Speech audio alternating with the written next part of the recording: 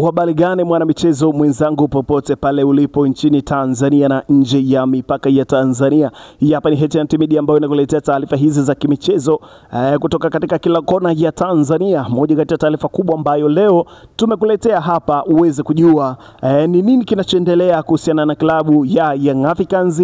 Tayari wameshakwisha kuanza kufanya mchakato wa kupata mbadala wa mshambuliaji Clement Mzize ambaye kwa sasa kwa taarifa tulizonazo amefanywa upasuaji wa goti ambao utamweka nje kwa muda wa wiki 8 mpaka wiki 10. Katika wakati huo Clement Mzize atazikosa mechi kadha wa kadha, lakini katika mechi muhimu ambazo Clement Mzize atazikosa katika mchezo huo ni pamoja katika klabu hiyo ni pamoja na mchezo wa ligi kuu Tanzania Bara NBC Premier League ambapo Young Africans watakuwa nyumbani wakiwakaribisha KMC Complex katika uwanja wa KMC Complex, lakini mechi ya pili Coastal Union dhidi ya Young Africans katika uwanja wa Mkwakwani huko Tanga. Lakini mechi nyingine muhimu kabisa ni dabi ya Kariakoo hii hapa ambayo itawakutanisha Young Africans dhidi ya Simba Sports Club.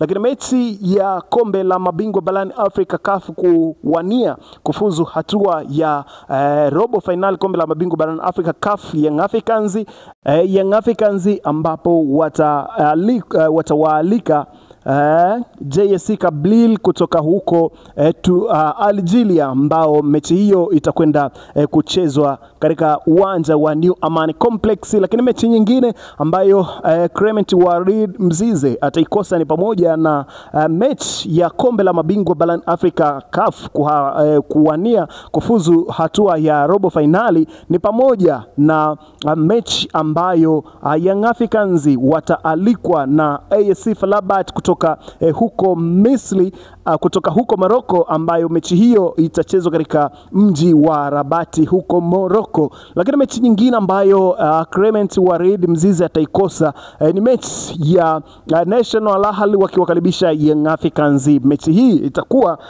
huko Januari ambako tayari mapumziko ya AFCON yatakwisha kuwa yametamatika, ambapo mechi hiyo itakwenda kuchezwa.